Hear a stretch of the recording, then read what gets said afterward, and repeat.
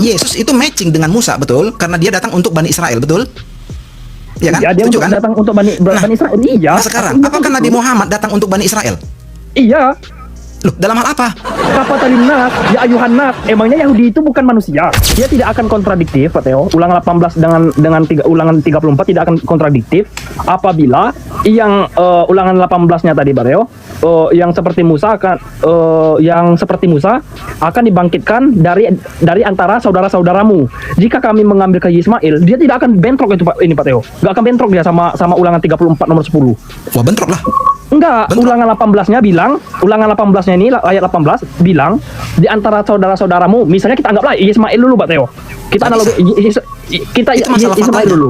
Itu Bentar masalah dulu, fatalnya. Iya, ke Ismail dulu misalnya nih. Kita kupas, Pak Teo. Terbantahkan enggak argumen aku, Pak Teo? Ketika ulangan 18 nomor 18 di antara saudara-saudaramu yaitu Ismail, pada ulangan 34 nomor 10 tidak ada lagi nabi yang seperti Musa dibangkitkan dari orang Israel, kena dia, Pak Teo. Dari ulangan 18 nomor 18-nya ini apa namanya tuh tidak lagi dibangkitkan dari Israel, yaitu di antara saudara-saudaramu, dari antara saudara-saudaramu yaitu Ismail. Di ulangan 34 nomor 10-nya tidak akan lagi dibangkitkan yang seperti Musa di antara kaum Israel. Betul, Ya. Ismail. Jadi Tidak Ismail itu kontradiktif dia, Pak Teo. Ismail itu nggak bisa dibawa ke sini karena garis perjanjian itu cuma dari Abraham turun ke Ishak, turun ke Yakub. Ismail itu nggak pernah masuk dalam perjanjian. Nah ingat, jadi poinnya begini ya. Pertama kan anak perjanjian dulu nih, ya kan? Yaitu Ishak, bukan Ismail. Iya, aku ngerti itu, Pak Teo. Kalau Ismail itu anak tunggal, aku ngerti itu, Pak Teo. Bukan, ini bukan masalah anak tunggal. Bukan Iya, bukan masalah anak tunggal dan bukan juga masalah anak perjanjian, bukan juga Anak masalah itu ulangan perjanjian. 18. Coba Anak nih, perjanjian. analogi Pak Teo apa?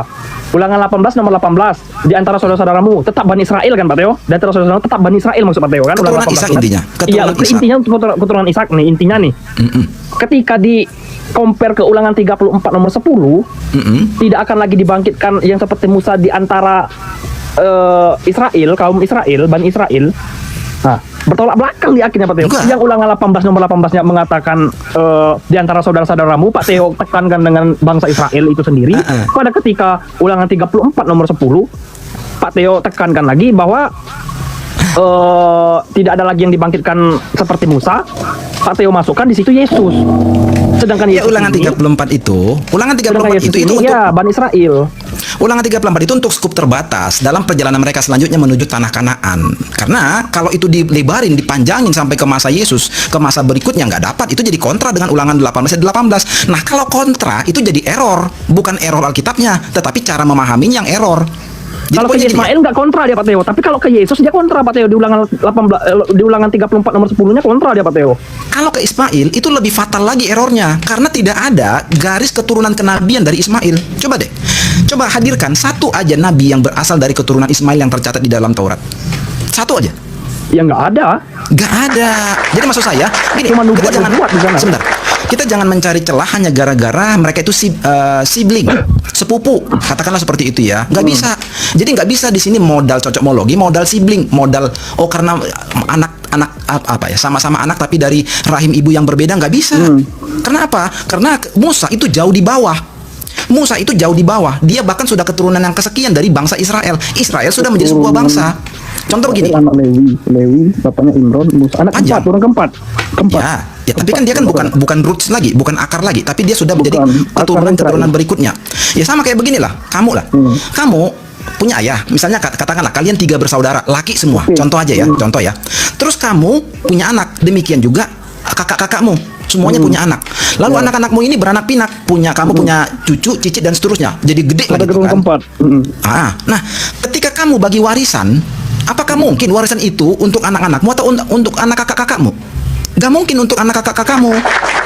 Masalahnya Tuhan bilang, Mbak Teo, masalahnya Tuhan bilang ke cucu keturunan aku yang keempat, masalahnya dia bilang tidak akan lagi dibangkitkan oleh dari bangsamu. Kemana lagi arahnya kalau bukan ke adik-beradik aku, Pak Teo? Dari bangsa Mana ada? anak-anakku ini, keturunan anakku ini, Pak Teo, nggak lagi dibangkitkan yang seperti Musa. Mana dikatakan di situ apa namanya keturunan ketiga keturunan keempat yang mana? Ya kan kita analogikan kan ke Musa. Musa itu kan keturunan keempat, Pak Teo. Kan kalau dianalogikan ke keturunan aku, Pak Teo, anak cucu aku, Pak Teo. Nah Tuhan Tapi maksudnya berfirman nih ke anak cucu aku nih, ke anak cucu aku, Pak Teo. Tidak akan lagi dibangkitkan yang seperti Musa dari tengah-tengah bangsa Israel. Kemana lagi kita narik garis ulurnya? Kita rapikan dulu, maksudnya kita rapikan Masa ke logikanya. tetangga nggak mungkin kan, Pak Teo? Kalau ke tetangga, Loh enggak, jangankan ke tetangga, ke saudara kandung aja nggak mungkin lagi. Makanya kita rapikan dulu logikanya. Ketika kalian bertiga nih, semuanya laki, kakak beradik gitu kan. Kamu sudah punya anak, sudah punya cucu. Ketika kamu tua, kamu mau bagi warisan, nggak mungkin warisanmu itu kamu jatuhkan kepada anak kakakmu.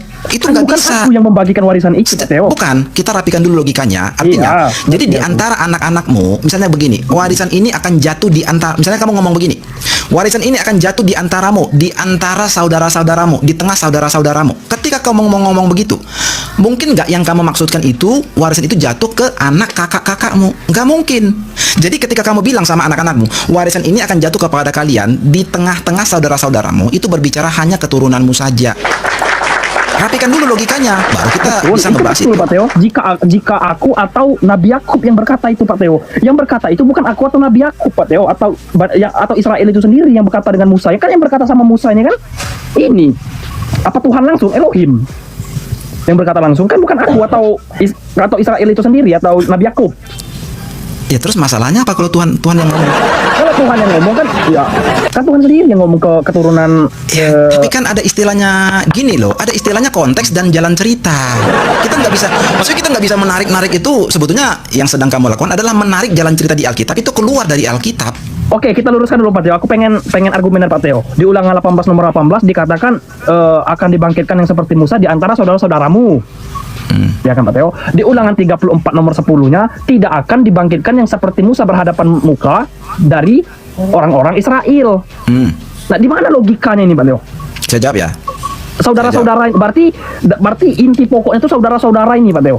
Siapakah ini? Kalau Pak Teo nganggapnya ini adalah tetap keturunan Israel itu sendiri, kalau aku nganggapnya tetap ke Ismail. Anak Ya. 12 Romahan Nebayot. Kedar. Saya tanggapin ya. Iya, Pak Oke. Teo. Jadi sepanjang kamu menganggap Ulangan 18 dengan Ulangan 34 itu bentrok atau kontra, itu sebetulnya kamu yang gagal memahami. Bukan ayat Alkitabnya yang bentrok. Nah, lalu bagaimana penjelasannya? Simple. Pertama, Ulangan 34 dulu saya beresin. Ulangan 34 itu seperti Musa yang dikenal Tuhan berhadapan muka. Tidak ada lagi nabi yang bangkit di antara orang Israel dalam segala hal tanda mukjizat yang dilakukannya atas perintah Tuhan. Jadi yang seperti itu tidak akan ada lagi untuk perjalanan Israel selanjutnya. Model seperti itu, kasus seperti Musa membelah lautan, menurunkan 10 tulah di Mesir, itu nggak ada lagi dan memang tidak pernah ada lagi. Nggak pernah ada lagi. Gitu ya. Jadi itu yang maksudnya. Tetapi jangan, maksudnya kita nggak bisa berkata lantas Ulangan 34 itu berarti membatalkan Ulangan 18. Itu jadi gagal. Itu error. Iya, itu error. Sebentar. Error. Jadi kalau pemahaman seperti itu error, fatal error malah. Kenapa? Karena Ulangan 34 tidak pernah bentur atau bentrok dengan Ulangan 18. Lalu bagaimana penjelasannya? Ulangan 34 itu maksudnya yang seperti Musa itu dengan kekhususan mukjizat itu, yang seperti itu tidak ada lagi dalam perjalanan selanjutnya. Tetapi Ulangan 18 tetap berlaku, seorang nabi akan dibangkitkan dari antara saudara-saudara mereka, dan itu digenapi. Iya, dan itu digenapi oleh siapa? Oleh Yesus. Berarti Itu Musa juga dikonfirmasi. Sebentar. Itu dikonfirmasi oleh Petrus di dalam Kisah Para Rasul. Jadi poinnya begini. Ini yang ngomong bukan Kristen, Petrus. Tapi kalau misalnya teman-teman yang bukan Kristen nggak percaya perkataan Petrus, ya nggak ada masalah. Tapi sekali lagi, berarti apa yang kalian pahami atau persepsi kalian itu bentur dengan isi Alkitab. Artinya kalian gagal memahami Alkitab. Karena gini ya, kami Kristen dengan kalian itu sama-sama baca Alkitab. Kok kami bisa paham, kalian gagal paham? Kan itu sekarang persoalannya. Persoalannya itu kan kitab Yahudi nih Pak Teo. Persoalannya itu kitab Yahudi nih. Islam membaca, Kristen pun membaca. Betul kan Pak Teo? Berarti kita sama-sama nggak ada hak nih Pak Teo. Sama-sama nggak ada hak karena itu adalah untuk ini keturunan Bani Israel. Ya, tapi kan membacanya kan harus sesuai dengan pesan yang ada di dalam. Kalau ketika kita ngebacanya, ketika kita ngebaca, tetapi yang kita pahami malah bentur dengan isi Alkitab, itu yang jadi salah. Contoh, kalau kamu memahami yang dimaksud Ulangan 18 ayat 18 adalah Nabi Muhammad, itu jadi salah total. Nah, tapi ketika kamu memahami yang dimaksud ulangan 18 adalah ulangan 18 ayat 18 adalah Yesus, itu jadi benar. Kenapa? Petrus konfirmasi seperti itu di dalam kisah Berarti para kalau rasul. begitu berarti Musa itu adalah Tuhan. Kalau sama Bukan. seperti Yesus. Jadi mappingnya nggak seperti itu. Mappingnya tidak otentik. Jadi yang namanya nubuatan itu tidak otentik berlaku. Maksudnya dari mulai ujung rambut sampai ujung kaki, bukan seperti itu nubuatan. Bukan begitu mekanismenya. Benar. Nah. Kalau ke Nabi Muhammad, Pak Teo, Musa menyelamatkan bangsa Bani Israel di tanah Mesir sampai ke tanah perjanjian, atau dibilang hijrah. Nabi Muhammad hijrah, Pak Teo, dengan orang-orang lemah dari Mekah ke Madinah, sama-sama hijrah. Nggak bisa. Nabi Musa membelah lautan. Dalam Al-Quran pun dituliskan Nabi Muhammad membelah bulan, sama-sama membelah. Kalau kita mau cocok logi, Pak Teo, Mana ada ayatnya Nabi Muhammad membelah bulan di Al-Quran? nah, Tapi yang kedua, tapi begini ya, maksud saya nggak akan sejauh itu karena nggak sejauh itu karena tidak prinsipil. Poinnya adalah kalau ada nabi yang dibangkitkan itu harus untuk Israel, nggak boleh untuk bangsa lain. Jadi sekali lagi, pahami konsepnya. Kalau ada nabi yang dibangkitkan, kepentingannya, peruntukannya harus untuk Israel. Begitu kepentingan dan peruntukannya bukan untuk Israel, maka dia langsung dicoret, gagal, nggak diakui, nggak bisa. Itu prinsipnya. Kenapa? Nah, ini yang mungkin barangkali kan kan belum belajar banyak ya, barangkali lah ya. Artinya belum memahami banyak. Jadi prinsipnya, bro, prinsipnya nggak boleh lepas. Kalau kita lepaskan prinsipnya dari teksnya, dari narasinya, itu jadi acak adut. Itu jadi udah nggak beraturan lagi. Sekali lagi, silakan sambungkan dengan Nabi Muhammad, tapi dengan catatan prinsipil. Nabi yang dibangkitkan dari Israel hanya untuk Israel only, hanya untuk kepentingan Israel. kan udah jelas, Pak Teo, Nabi yang seperti Musa tidak akan dibangkitkan dari Bani Israel. Yang seperti Musa dalam berhadapan Ya, Musa. itu untuk skup terbatas. Apakah kita tapi itu harus tidak membatalkan. mentiadakan ayat itu, Pak Teo? Enggak, Kan tidak. saya sudah jelasin. Kan tidak. Nah, sekarang Pak Teo, kata Pak Teo itu ke Yesus. Petrus pun mengkonfirmasi, kata Pak Teo kan. Coba nih, Pak Teo terangkan kalau Musa itu sama seperti Yesus. Di mana letak samanya, Pak Teo? Kan tadi saya sudah terangin, ulangan 34 itu untuk skup terbatas, bukan untuk membatalkan ulangan 18. Nabi yang dimaksud Musa di dalam ulangan 18 itu harus terlaksana. Nubuatannya harus tergenapi karena itu adalah firman Tuhan. Ya, Itu betul, firman aku Tuhan. setuju tuh, harus terlaksana. Betul. Nah, Tergenapi harus. tapi ingat, Nabi itu harus datang untuk kepentingan Israel dan berasal dari bangsa Israel. Kalau datangnya di luar bangsa Israel dan bukan untuk kepentingan bangsa Israel, itu langsung gagal. Prinsip itu nggak bisa dilanggar, nggak bisa dicopot. Kalau dicopot jadi error. Nah, kalau kita ke Yesus, oke lah kita ke Yesus, Pak Teo. Apa nih, Pak Sebentar Teo? dulu, Kira-kira jangan mau Yesus dulu. Jangan Yesus dulu. Terus ke siapa kita? Kalau ke Yesus? Nabi Muhammad memiliki masuk persyaratan nggak? Kan udah tadi aku terangkan, aku jelaskan. Nggak, Nah, kalau sekarang Yesus, prinsipnya. Pak Teo. Sebentar, prinsip dasarnya kan, dia harus berasal dari bangsa Israel dan dia muncul untuk kepentingan Israel, menyelamatkan Israel. Nabi Muhammad masuk nggak? Nggak kayak gitu ayatnya, Pak Teo. Nggak kayak gitu ayatnya, Pak Teo. Prinsip kenabian dan Mesias. Makanya saya bilang tadi, ini baik yang mungkin kurang mengerti masih istilah kita. Jadi ada prinsipnya, bro. Ada prinsipnya. Prinsipnya itu nggak bisa lepas. Begitu dilepaskan prinsipnya dari konteksnya, itu ya jadi lucu jadinya. Itu jadi lucu gitu. Kalau itu yang terjadi, terus terang saya nggak bisa bahas. Kenapa? Karena Nah, ini kan kita lack of sekarang ke knowledge. Yesus. Kalau Pak Teo nggak setuju ke Nabi Muhammad, kita ke Yesus nih. Apa letak persamaan Yesus dan Nabi Musa ini? Apakah Ya. Yesus juga membelah lautan? Kan tidak. Oke, baik ya. Tapi maksud saya, kita selesaikan satu-satu dulu. Ke Yesus, oke, saya akan jabanin. Tapi sebelum ke Yesus, harus dulu bantah dulu saya bahwa itu bukan untuk Nabi Muhammad dengan data Walaupun dan itu bukan argumentasi. untuk Nabi Muhammad pun, Pak Teo, tidak akan mengurangi iman loh, Pak Teo. Kalau kami, Pak Teo. Nggak Itu ada sekedar hubungan kami dengan iman menjabat. lah. Nggak ada hubungan dengan iman. Iya. Nah, sekarang kita ke Yesus, Pak Teo. Sekarang kita ke Yesus. Nggak, Pak Teo sebentar. membantah. Jadi, Kalau aku tetap itu untuk Nabi Muhammad. Kalau menurut aku, pandangan aku, karena aku membaca, Pak Teo. Ya, tapi kan Mengkompar itu dengan kan- ulangan 34. ya, tapi kan itu kan iman buta jadinya, tanpa Nah, coba dulu Pak Teo ke dilandasi Yesus data. nih. Coba Pak Teo ke Yesus. Ya, maksud saya enggak, kita selesaikan coba. dulu, clear dulu dengan Nabi Muhammad, baru kita melangkah nanti ke Yesus. Kalau kamu mengimani ulangan 18 ayat 18 buat Nabi Muhammad, itu iman buta tanpa didukung nggak oleh teks dan data. Nggak apa-apa, Pak Teo. Nggak apa-apa. Itu kan Oke. ibadah. Oke, sekarang kita ke Yesus. Dalam hal apa? Yang pertama, Yesus bangsa Yahudi. Yang kedua, jadi itu simbolik ya. Musa mengeluarkan secara physically, secara harfiah, bangsa Israel dikeluarkan dari tanah perbudakan. Yesus mengeluarkan orang-orang Yahudi yang percaya kepadanya dari perbudakan rohani, dari dosa.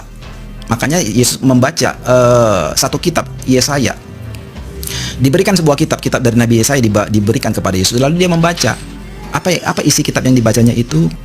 Bahwa sebentar. Kita baca aja ya, biar enak ya. Jadi biar nggak meraba. Sebentar ya, baik. Iya, nggak apa-apa, Pak Teo. Nah, kita baca di Lukas 4.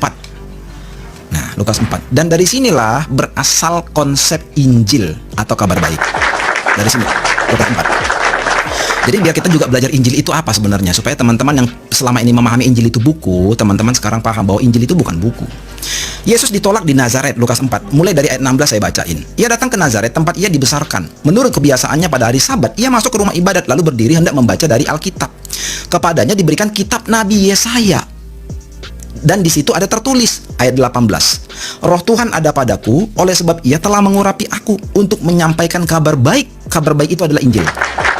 Kepada orang-orang miskin, dan ia telah mengutus aku untuk memberitakan pembebasan kepada orang-orang tawanan, penglihatan bagi orang-orang buta, membebaskan orang-orang yang tertindas, memberitakan tahun rahmat Tuhan telah datang. Jadi Yesus membebaskan orang Israel yang percaya kepadanya dari hal-hal yang disebutkan di dalam kitab tersebut. Musa membebaskan orang Israel dari perbudakan fisik. Yesus membebaskan orang-orang Israel dari perbudakan rohani, dari perbudakan dosa. Itu. Jadi begitu cara melihatnya. Tapi ingat ya, sekali lagi, kita nggak bisa mapping itu otentik. Dari ujung rambut sampai ujung kaki harus sama, bukan seperti itu prinsip nubuatan. Mekanismenya nggak seperti itu. Nah, kalau begitu kamu juga dengan Nabi Muhammad itu, kan, Pak Teo, dari ujung kaki sampai ujung rambut nggak harus otentik sama kan? Bentar. Kita Jadi, jangan double standar dong, Pak Teo. ya, nanti kita ladeni ke sana ya. Jadi kita tuntaskan dulu di situ ya. Jadi mekanisme nubuatan itu nggak seperti itu cara melihatnya. Dan memang rata-rata seperti itu. Nah, kalau kita kembali kepada Nabi Muhammad, dalam hal apa dia membebaskan orang Israel? Itu udah kena dulu. Dia sama-sama membebaskan orang. Nabi Muhammad membebaskan orang-orang yang lemah dari kafir Quraisy. Nggak bisa. Kafir Quraisy. Nggak bisa. Itu Nabi Musa membebaskan Bani Israel dari penyiksaan Fir'aun, bangsa Mesir. Ya, tapi ini bukan Nabi Sama-sama untuk membebaskan kan? Iya, itu membebaskan orang dari kerohanian. Iya, siapa yang dibebasin? Orang Israel kan? Orang Israel. Nah, Muhammad bukan membebaskan orang Israel kan? Sebentar dulu. Musa, jadi kan begini mappingnya ya. Musa membebaskan orang Israel. Yesus pun membebaskan orang Israel. Kita kata kunci sederhana dulu deh. Kesamaan Musa dan Yesus sama-sama membebaskan orang Israel. Sekarang apa persamaan itu dengan Muhammad? Sama-sama membebaskan. Sama-sama membebaskan, betul. Walaupun bukan Bani Israel. Nah, itu yang beda. Nah, ulangan 30, kita balik lagi nih ke ulangan 34 nomor 10 yang seperti Musa kan. tidak, yang seperti Musa yang berhadapan muka. Enggak dapat. Mana tadi? Yang ulangan 34 nomor 10. Yang seperti Musa tidak akan lagi dibangkitkan dari kalangan Bani Israel, Pak Teo. Bukan begitu. Jadi sekali lagi maka saya bilang tadi, prinsip kenabian dan kemesias itu nggak bisa nabrak akar katanya, akar kuncinya. Apa itu? Seorang nabi berasal dari Israel dan untuk bangsa Israel, untuk demi membebaskan bangsa Israel. Musa membebaskan bangsa Israel, Yesus pun membebaskan bangsa Israel. Nabi Muhammad tidak pernah membebaskan bangsa Israel. Dan tidak ada hubungan. Kalau itu betul. Ya, makanya nggak bisa. Jadi kalau dibawa ke Nabi Muhammad nggak dapat, gitu ya. Ke Yesus pun nggak dapat. Soalnya Musa bukan Tuhan, Pak Teo. Faktanya begini, saya lebih percaya ucapan Petrus daripada ucapan orang-orang sekarang. Dan faktanya yang tertulis juga begitu. Apanya yang begitu? Yang seperti Musa tidak akan lagi dibangkitkan dari Bani Israel. Pak Teo bawa ke ulangan 18 nomor 18. Yang seperti Musa akan dibangkitkan di antara saudara-saudaramu. Pak Teo ngarahnya ke Yesus. Yesus itu Tuhan menurut kalangan Pak Teo. Nah, kalau yang saya katakan tadi, kamu salah memahami. Pak Teo juga harus telan dong. Musa itu juga Tuhan dong kalau persamaan. Kan tadi saya bilang bukan seperti itu mappingnya, bukan seperti itu. Mappingnya itu kalau nubuatan itu nggak dari ujung kaki ke ujung rambut. Tapi kalau mau di mapping ke Nabi Muhammad nggak dapat. Nggak dapat gitu ya. Jadi ulangan, kan tadi saya sudah bilang berkali-kali, ulangan 34 itu untuk skup terbatas, bahwa yang seperti Musa itu kan juga kan di ayat 11-nya kan dikatakan membuat mukjizat seperti yang dilakukan Tuhan di tanah Mesir. Itu nggak ada lagi karena Mesir itu sudah berlalu. Masa Pak Teo giliran ke Yesus nggak sesama autentik itu. Giliran ke Nabi Muhammad harus di Mesir, harus Bani Israel kayak gitu, Pak Teo. Padahal sama-sama membebaskan dari tanah perbudakan. Begini, teksnya memang seperti itu. Saya baca teksnya. Di ulangan 34 nomor 10 juga begitu mengatakan yang seperti Musa berhadapan muka tidak akan lagi dibangkitkan dari Bani Israel, Pak Teo. Berarti dari Bani Israel ini nggak ada lagi yang seperti Musa, Pak Teo. Oke. Jadi yang tidak ada itu, kita kan harus membaca secara clear. Ini teksnya loh, bukan saya yang ngarang. Aku juga baca teks, Pak Teo. Aku juga nggak. Mari kita baca. Iya, kita baca. Ulangan 34 ayat 10 ya. 10 dan 10, 11, 12. 10, 11 saja deh. Seperti Musa yang dikenal Tuhan dengan berhadapan muka, tidak ada lagi nabi yang bangkit di antara orang Israel dalam segala tanda dan mukjizat yang dilakukan atas perintah Tuhan di tanah Mesir terhadap Firaun. Sedangkan Yesus Bani Israel atau bukan? Bani Israel kan? Ini Kalau mau larinya ke Yesus nggak dapat di ayat itu, Pak Teo. bukan baik kayaknya kurang dapat ini. Sekali lagi saya baca ya. Sekali lagi saya baca ya. Yang tidak ada lagi, jadi seperti Musa yang dikenal Tuhan dengan berhadapan muka, tidak ada lagi nabi yang bangkit. Jadi kira-kira gini deh, biar saya sederhanakan aja. Yang dimaksud Ulangan 34 ayat 10 dan 11 ini, nggak ada lagi nabi yang akan membebaskan Israel dari tanah Mesir. Itu sudah selesai, itu maksudnya. Udah selesai karena nggak ada lagi orang Bani Israel di Mesir yang jadi perbudakan waktu di zaman Yesus. Makanya Ulangan 34 itu bukan berbicara tidak ada lagi nabi kemudian, bukan, tapi tidak ada lagi Aku nabi juga yang tidak akan menanyakan itu, membebaskan. memang bukan itu maksudnya, Pak Teo. Cuman yang seperti Jadi- Musa ini, nggak ada lagi. Tapi kalau setelah Musa ada nabi, Salah. memang ada. Jangan dipotong. Maksudnya jangan dipotong ininya, diksinya. Jadi diksinya itu, kalimatnya itu, tidak ada lagi nabi seperti Musa yang akan membebaskan bangsa Israel dari Mesir. Itu bentuk utuhnya. Memang tidak ada lagi.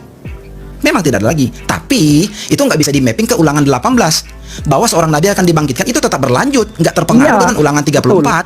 Iya, dan itu Betul. adalah Yesus. Menurut Petrus loh. Menurut Petrus. Gitu. Coba lah baca Ulangan 18 nomor 18 lagi, Pak Teo. Ulangan 18 Saya, nomor saya 18. saya udah hatam ini. Iya, ulangan 18 nomor 18. Yang seperti Musa akan dibangkitkan dari antara saudara-saudaramu, katanya Pak Teo. Aku ke Ismail, Pak Teo, tetap ke Bani Israel komparasinya.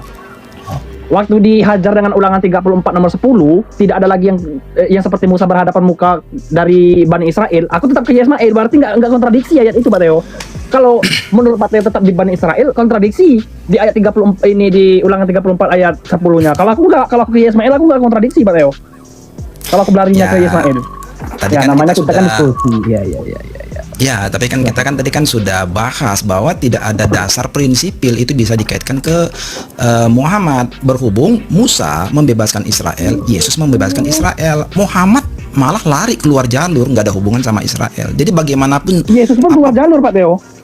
lah kan dia akan datang untuk Bani Israel. Aku datang diutus untuk domba-domba yang hilang dari umat Israel. Berarti kan? di luar Israel nggak diselamatkan.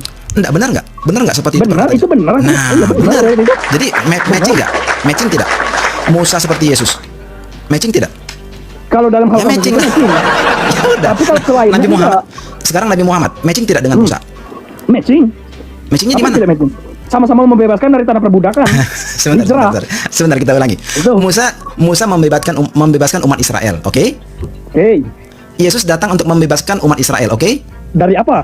Perbudakan? Ya. Lah, itu loh. Itu. Kan intinya kan dia datang untuk bangsa Israel. Sama-sama diperuntukkan buat bangsa Israel. Itu poinnya. Nah, sekarang Dan aku tidak bilang Yesus itu untuk di luar Israel, Pak Teo. Memang dia itu untuk ini. Kami mengimani itu juga. iya, anggap Dia untuk seperti Bani itu. Israel, toh. Artinya Yesus itu matching dengan Musa, betul? Karena dia datang untuk Bani Israel, betul? Iya kan? Ya, dia Setuju untuk kan? datang untuk Bani Israel. Iya. Nah, sekarang Aku apakah ingat Nabi itu. Muhammad datang untuk Bani Israel? Iya. Loh, dalam hal apa? Kapatalina, ya ayuhan nas. Emangnya Yahudi itu bukan manusia? Bukan ke sana. Dalam hal apa dia datang untuk Bani Israel? Dalam Dalam hal pengajaran, Pak Teo. Emang dia diutus? Siapa yang mengutus dia? Allah Subhanahu wa taala mengutus dia Siapa? untuk seluruh umat manusia. Apakah Bani Israel ini bukan manusia? Iya. Tapi saya tanya kamu, mohon maaf saya dengan segala Pak Teo jujur dulu. Apakah Bani Israel Iya. ini bukan manusia?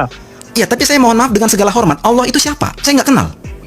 Ya aku juga nyerah kalau Pak Teo kayak gitu, aku juga nyerah, Pak Teo. Terus terang, kalau gini ya, Yesus berkata kepada seorang perempuan Samaria, kamu menyembah Tuhan yang tidak kamu kenal, kami menyembah Tuhan yang kami kenal.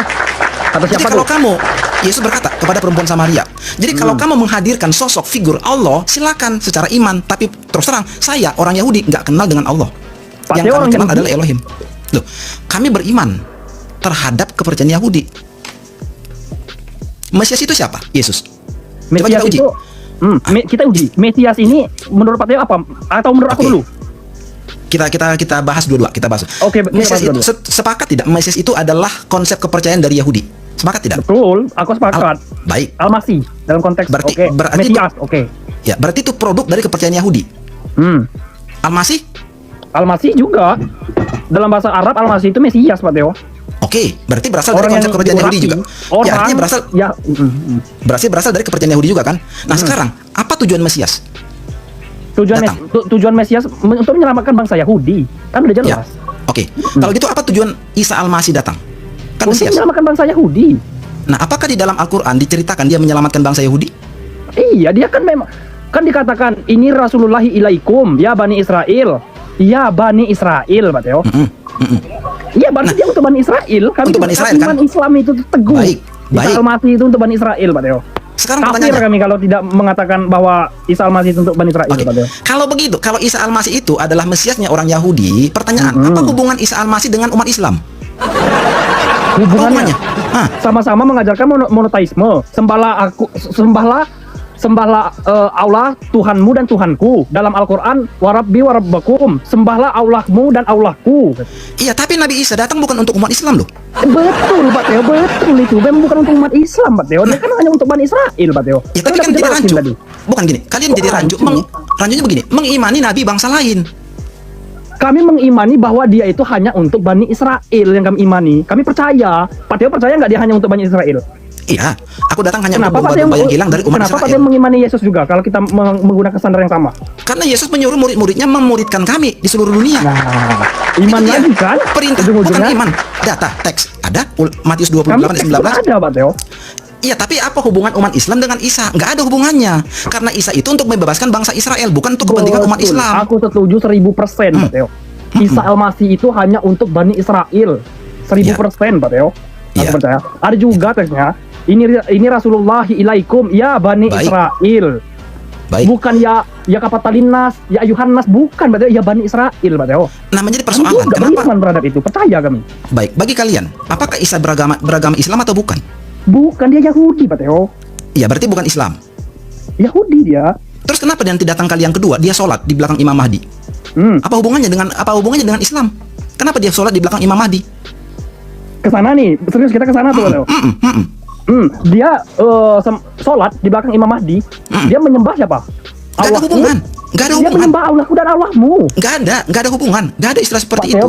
Pak Teo meniadakan ayat yang kami Gini, punya. gini, bukan. Gimana? Sholat itu apa? Sholat itu berarti adalah ibadah. Ingat, kita kemarin bicara Nehemia 8 ayat 6. Nehemia 8. Ritual ibadah, ya. Ritual Ritual ibadah. ibadah yang dilakukan oleh Nabi Jefanya gitu kan. Itu ritual ibadah. Bukan, Nabi Nehemia, Nabi Nehemia atau Nehemia, Jefanya. Nabi siapa tapi ya? Coba Pak Teo cari lah, Pak Teo. Nehemia. Ya, tapi itu oke lah, itu kan nomor 2 aja. Intinya kan kita kan kemarin sepakat bahwa ritual gerakan khusus itu adalah ibadah. Nah, ketika Betul. Nabi Isa itu melakukan ritual ibadah, itu ritual ibadah siapa yang dilakukan? Islam atau Yahudi? Islam. Makanya jadi salah. Kan Yesus bersujud, Pak Teo ini setuju. Gak ada hubungan dengan Islam. Nah, Yesus bersujud Pak Teo setuju nggak Yesus itu bersujud? kepada siapa? Dia maju sedikit lalu bersujud. Pak Teo Kepada siapa? setuju? Kepada siapa? Kepada Tuhan, pencipta Tuhan yang langit mana? dan bumi. Allah bukan? Allah, kalau dalam Islam Allah Subhanahu wa taala, dalam Yahudi ada. Elohim. Iya, tapi Elohim bukan Allah. Dari mana Pak data Pak Teo ya ini apa Yahudi Oke, baik. bukan apa Elohim bukan Allah? Oke, Kan Allah balik berupa lagi zat. ke kita tadi malam akhirnya. Allah berupa roh tidak? Tidak. Tidak. Dan Kemudian Allah mengakui begitu tidak juga bahwa Elohim bukan roh, Pak Teo. roh. Kejadian 1 ayat 2, roh Allah melayang-layang di atas permukaan air. Roh. Itu angin, Pak Teo. By text. Jadi kita nggak bisa, jangan ngarang Oke, maksudnya. Kita by text. ini Pak Teo juga berarti Pak Teo harus menelan ini Pak Teo. Yang ada di Nabi Yesaya. Roh Tuhan ada di dalam hidungku. Iya, nggak ada Itu masalah. apa menurut Pak Teo? Iya, nggak ada masalah. Itu nanti. Tuhan di dalam hidung. Tapi sepakat ya. Pak Teo sepakat dulu. Sepakat ya Tuhan Yahudi. Enggak, itu nanti saya jelasin. Tuh, Itu kan gampang. Pak Teo lari, Pak Bukan, Teo. itu gampang. Tapi poinnya, kata Pak Teo kuncinya, lari berarti akhirnya. sepakat ya. Enggak, maksud saya, sepakat Elohim itu berupa roh. Sepakat ya bahwa Allah bukan berupa roh. Sepakat, Pak Teo. Kalau ya gimana kalau Kalau Pak Teo sepakat, Sekali lagi. oke, kalau Pak Teo sepakat ini Sebentar. Elohim itu adalah roh, berarti Nabi Yesaya di dalam hidungnya itu adalah roh Tuhan, Pak Teo. tapi kan Bukan di situ udara. dituliskan. Tapi di situ dituliskan bahwa Sepakat? Elohim itu di situ dituliskan Elohim itu berupa roh kan? Betul? Maksudnya Pak Teo, roh itu adalah angin, udara, Pak Teo. Enggak jadi masalah di sana, Pak Teo. Enggak. Kita by text. Kita jangan Kalau Pak Teo interpretasi. sepakat Elohim itu Jangan adalah interpretasi. roh, kalau Di dalam kalau Pak Teo sepakat Elohim ini adalah roh, Pak Teo juga harus sepakat di dalam hidung Nabi Yesaya kalau nggak salah itu adalah roh Tuhan, Pak Teo. itu gampang saya jelasin, tapi kita Nah, berarti Pak Teo artinya kan berlari, artinya gini, Pak Teo. kalau Pak Teo kamu setuju bawa dulu itu, Pak Teo, karena kalau di sana kamu bawa sama-sama roh. itu Itu gampang nanti saya jelasin. Tapi artinya berarti kamu sepakat bahwa Elohim itu berupa roh, sementara Allah berupa zat. Clear ya? Clear ya? Karena nih aku jelaskan, karena aku nggak sepakat karena kenapa Pak Teo? Aku menganggapnya itu adalah udara. Roh Tuhan melayang-layang. Oh, itu asumsi. Itu udara. Bentar dulu Pak Teo. Itu asumsi. Ketika disambungkan dengan ruh Asumsi. ruh yang ada di dalam hidung, ya sama udara. Berarti sama-sama Asumsi. udara itu Pak Teo. Nggak bisa. Kita harus by text. By text Elohim Berarti adalah roh. Pak Teo juga harus Allah mengakui dong. Di dalam Nggak, by hidung text. itu adalah roh Tuhan. by text Akui nggak ada dulu. hubungan ke sana sebetulnya. Sebenarnya nggak ada hubungan ke Ada, sana. Ini kita Pak Teo. bicara hakikatnya. Kita bicara hakikat. Jadi jangan kemana-mana. Hakikat Elohim adalah roh. Hakikat Allah adalah zat. Sepakat ya? Harus sepakat. Berarti beda. Berarti Pak Teo juga Yang harus kedua. sepakat dalam hidung itu adalah roh Tuhan. Sebentar. Yang kedua, itu nanti nggak ada hubungan dengan ini. Nggak ada Ada hubungan dengan hubungannya. pembahasan ini, nggak ada hubungan.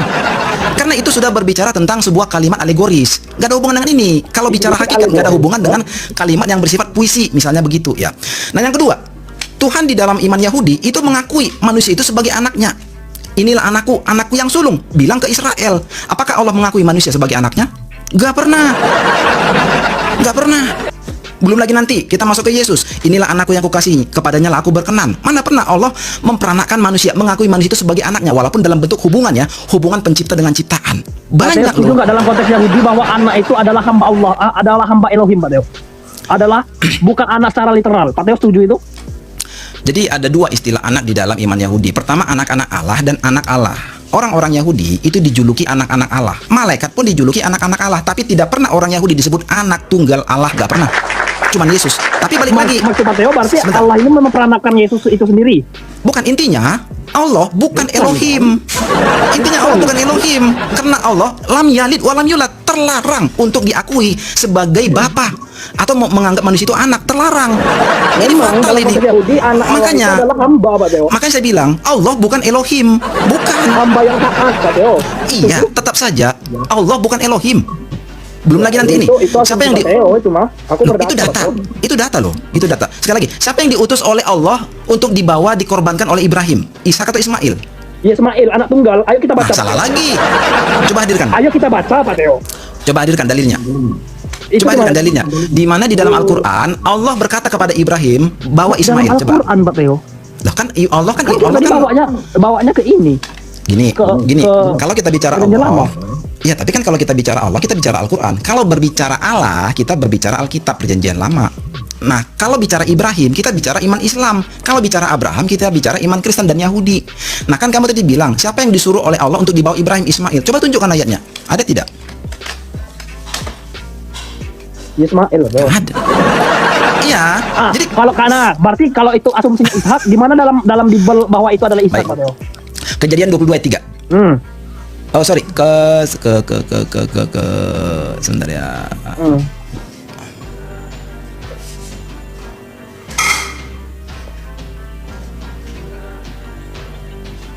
Oke. Kejadian 22 ayat 2. Apa katakan sana, Pak Teo?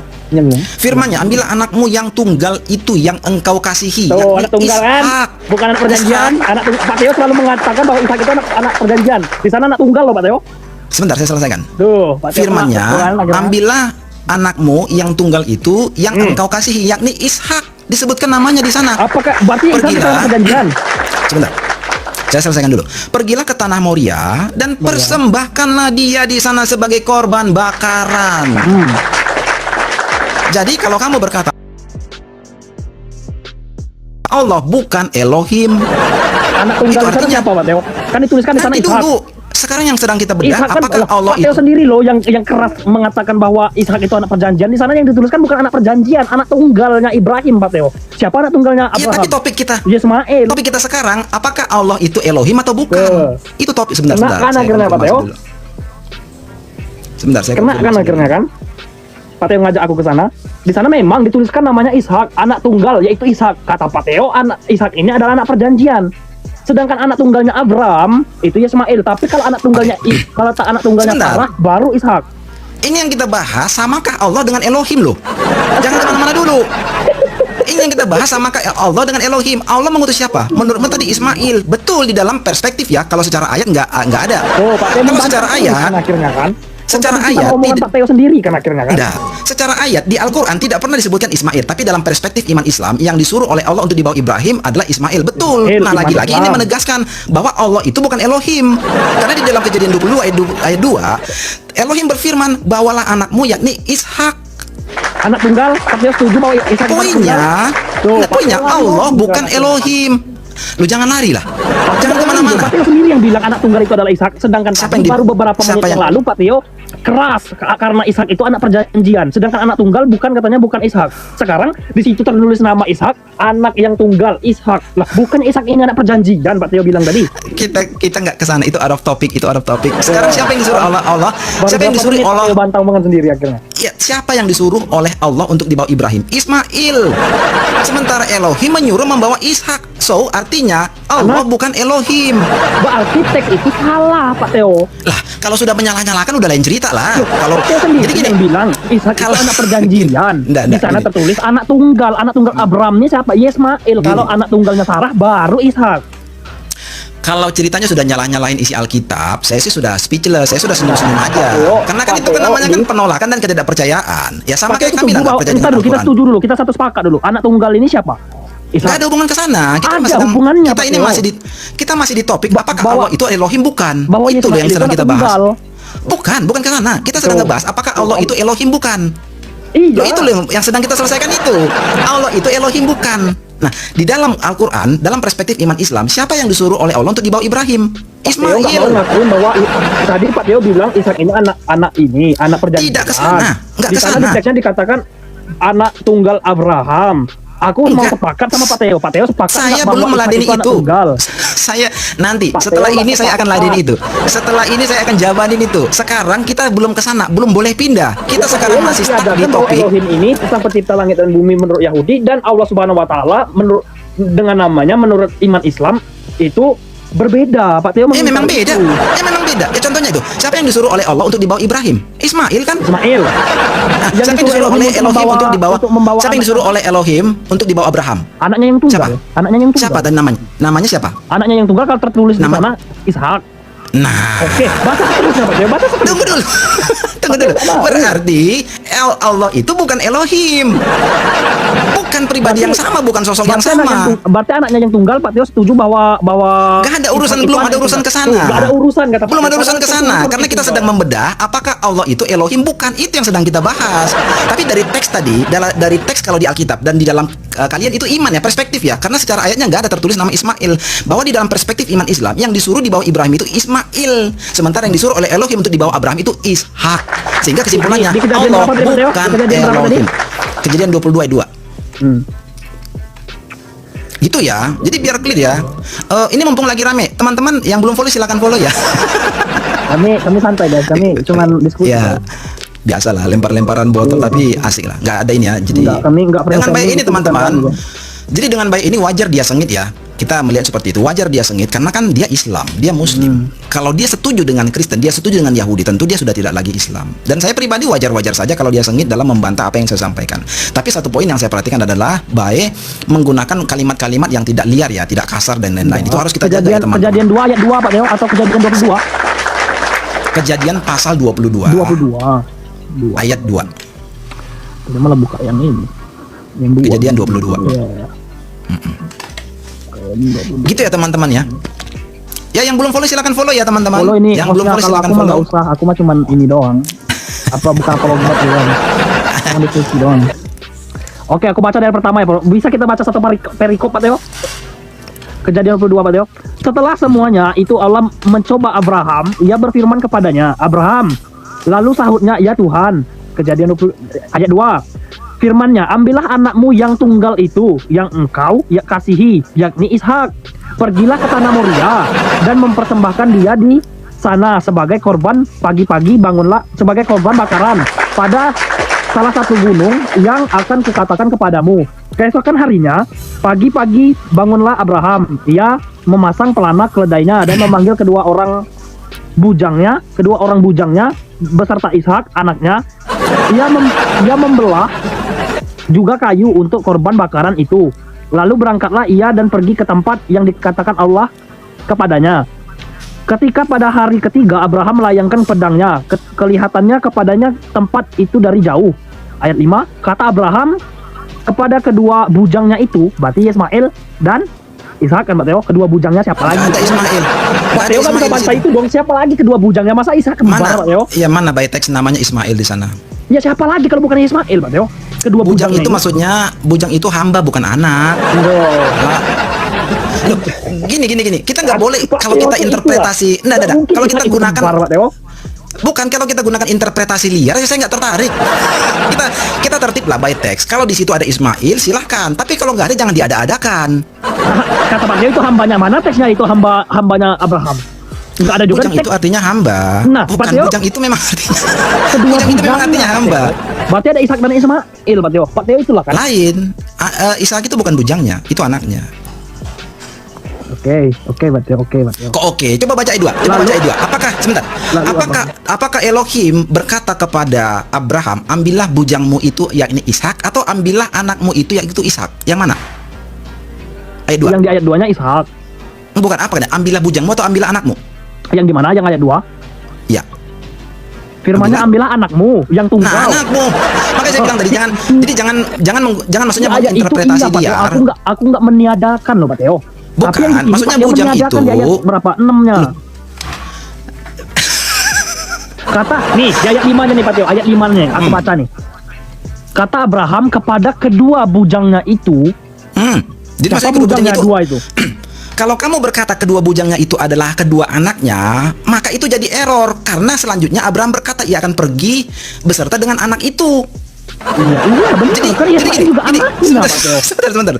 Kalau kedua bujangnya itu adalah kedua anaknya Ismail dan Ishak, lah bagaimana Abraham pergi kemudian meninggalkan kedua anak ini lalu pergi membawa anak yang satu? Makanya kita baca lagi. Bukan, itu udah fatal loh. Menurut Pak Teo Itu udah siapa fatal. kedua bujangnya itu? Terus Udah. siapa sih yang Coba. error? Aku menganggap Sebentar. kedua bujang itu Ismail dan Ishak. Aku tidak meniadakan Ishak loh teman-teman. Ishak Begini. itu hamba Allah yang suci. Ishak itu. Cuman aku Baik, yang begini. mengatakan. Kita cooling down dulu lah. Kita Oke, cooling down. oke. dulu. Kita baca Cooling lagi. down ya. Lalu Sebentar. apa? Saya potong dulu. Sebentar aja. Saya coba narasi sedikit ya. Berhentilah memaksakan iman dan perasaan. Karena kalau itu dipaksakan terhadap teks yang terdapat di dalam Kejadian 22, itu jadinya nggak asik, Bay. Maksudnya saya pribadi pun jadi lucu. Jadi saya juga bingung mau menanggapinya seperti apa. Asumsi aku tadi Ismail. Sebentar. Asumsi Pak Teo Sebentar. hamba. Pak Teo dapat Sebentar. hambanya dari mana? Aku dapat Ismailnya dari mana? Sebentar. Itu sama-sama Karena itu asumsi kita. Enggak, karena kan saya kan terbiasa kan berbicara kan secara akademis, secara ilmiah, secara cerdas lah. Tapi kalau teksnya itu dikotak-katik menjadi bermasalah, menjadi lain, tidak sesuai dengan teks yang tertulis, ya saya bingung gitu. Jadi itu dipaksakan namanya kalau sudah pemaksaan. Oke, kita baca teks lagi. itu dikotak-katik sesuai kepentingan perasaan, ya saya nggak tertarik.